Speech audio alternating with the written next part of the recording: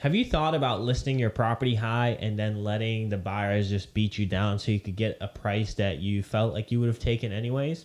Well, I'm here to tell you that that is wrong. That's not correct. So in today's world, what people think, like, they want to list their properties high, and they think like, well, if a buyer really wants his property, they're going to come in and write an offer that they truly want. And then maybe I will end up with more money than I thought I would have gotten anyways, right? Because they have this number in the back of their head that is what they call their bottom line.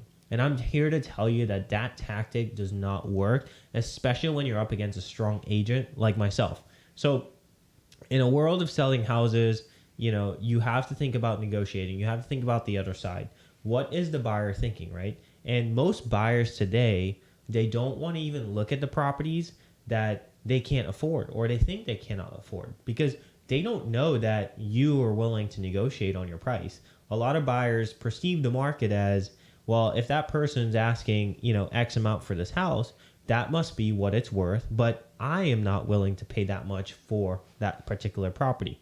So it's really important to understand how buyers think and understand how sellers think as well so that you guys can make the best decision for yourself. So then it could end up netting you more money in the long run. So the way buyers think, let's jump into that. So again, going back to how, buyers see property on the market, they do not want to walk into a property that they feel like they cannot afford, right? So with that is they see it as a hurdle. And a lot of times the biggest thing too is they might not even see your listing. And the reason for that is, let's say their price point is less than $800,000 and your house is really worth $800,000, but you have it listed at $850,000. They just won't see that because they won't be fed that listing in their saved searches on Zillow, Realtor.com, Redfin, or even their realtor searches. So one of the things that we do differently though with our buyers is generally if their budget is $800,000, I will bump it up to like $825,000 or $850,000 depending on what market we're in, knowing that sometimes sellers will negotiate down or depending on how many days are on the market.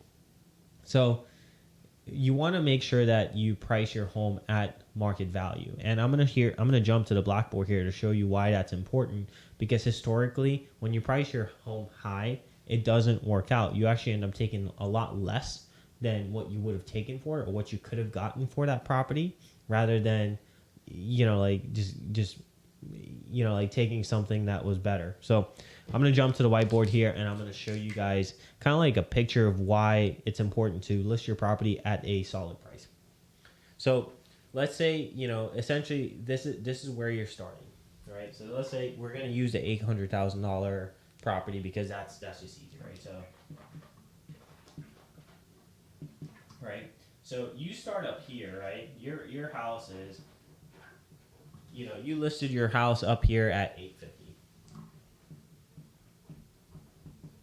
And what that does though is the buyer's search criteria is here. So they're only looking at homes.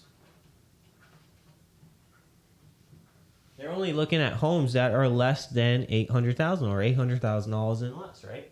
So what happens is in a market that's moving down, this is the biggest thing too, the biggest killer is, essentially, this is a graph, right? And this is time, right? And this is price. What you end up doing is you do this, right? And the reason for that is because time is the biggest killer of price on, with home values. So you have to understand that because time is against you, a lot of times people or buyers are used to homes flying off the market within a week, within 2 weeks. So if they see your home longer on the market, they're going to be thinking, what is wrong with that listing? What is wrong with that property?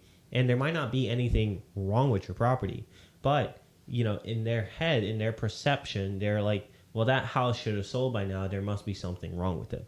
So it's really important to understand that price, when you start high, over time, it's a killer and you end up taking a lot less. So, let's say this is the market here now. So this is the market, right? So seller's market, you're up here and you're going down, right? And the market's going to bottom out at some point, right? It's gonna have a sort of, like leveling out period is what I call it, right? So you started, market value for your house was 800 or 850 because that's what your neighbor sold for during COVID, right? So you're like, I'm going to list for 850, right? Now the market is here, which is at 800, right? What's going to happen is the market is doing this, right? So again, the market is going down. So as the market is going down, when you start at 850, you're going to drop 825, right? But then the market actually just moved here. So you're still 825 up here, and the market now has moved down, right? Because you're in a shifting down market. This is a down market. You're selling in a down market. So it's really important to understand what the market is doing. So then you're like, well, now your property's only worth $775, right? So then you're like, oh snap, it's been on the market now for 50, 60 days. Now I got to drop it to 800. But the market dropped again, right? And obviously these numbers are exaggerated, but and you're like, you're still now you're at 775 or 800, but the market is still dropping down. So you as you can see, over time you're chasing the market. And what you end up having to do then is you have to come under here and beat the market. This is in a down market, right? Even in an up market, you also don't want to overprice. But now you're gonna have to come down here and price for 730 or something. And then you might get that offer, or you might get 735. You might get a little bit more. But what happens is when you chase this market down, you chase it down, it ends up not working out. And again, this is just a little bit exaggerated. I don't think property values are dropping 25K at a time, especially in major metro areas that are, well established. So in a down market, you always want to price, if your market value for your house is at 800, right? You're going to want to price it right here, right? So you might list it at 790.